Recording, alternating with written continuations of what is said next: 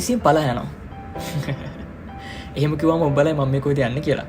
ඔව් මේ සමයකේ මට ලැබිච්ච ආරාධනාවකුත් එක්ක මම හිතුවා ප්‍රංශයට ආйти ලස්සනම දූපතක් බලන්න යන්න.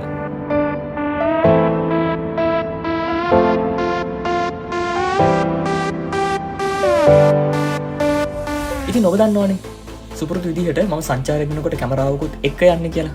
ඉතින් ඒ යන්නේ නිකම්ම නෙමෙයි. ඒකේ මට හම්බෙන අපූර්ව මතක සටහන් තියාගන්න වගේම ඒ මතක සටහන් වල ඉස්තරම්ම කොටස ඔබටත් අරගෙන එන්න.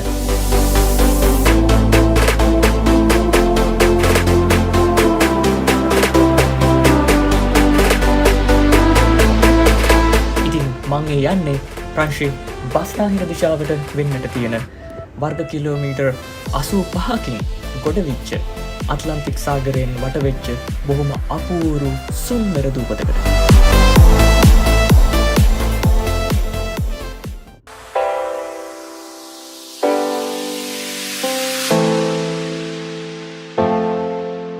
එතකොට ප්‍රංශ භාෂාවෙන් මේ දූපතට කියන්නේ ඉල්දරේ කියලා.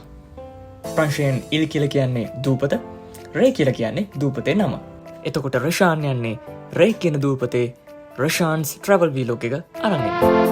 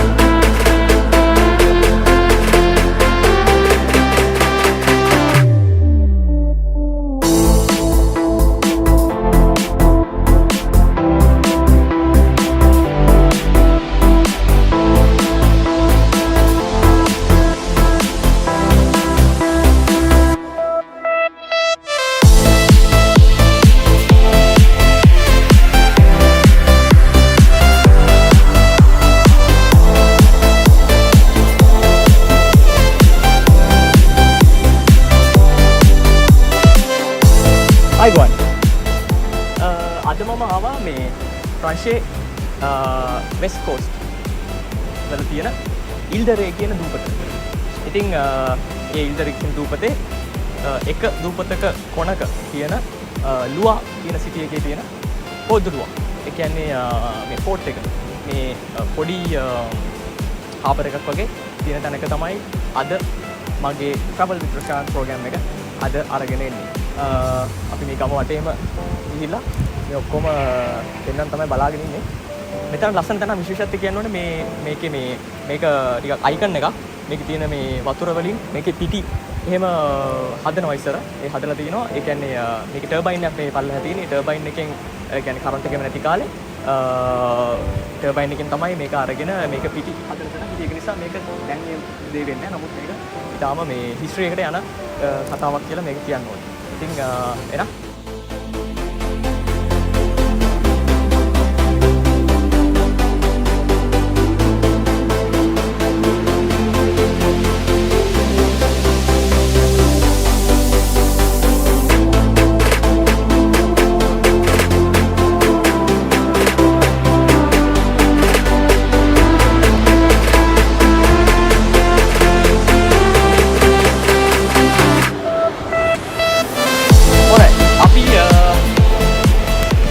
මම මේ පල්ලෙහාට බැස්ස මෙතන.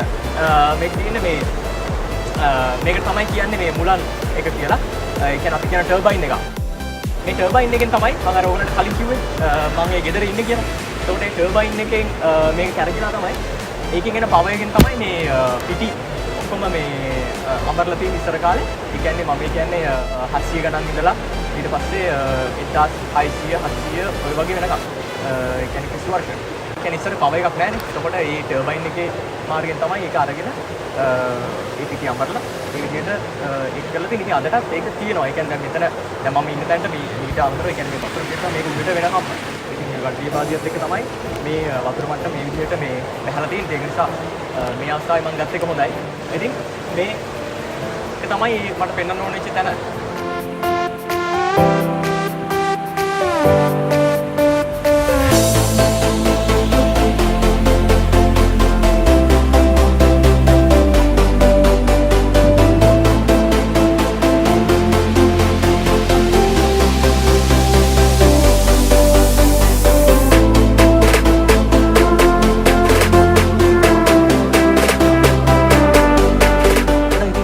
උඩට යන්න කලින් කියන්න ඕනේ රෂාන්ස් ට්‍රැවල් ව්ලොගින් විතරයි ඕගලන්ට මේ වගේ දේවල් බලා ගන්න හම්බ වෙන්නේ කියලා. මේ ප්‍රශ්නේ.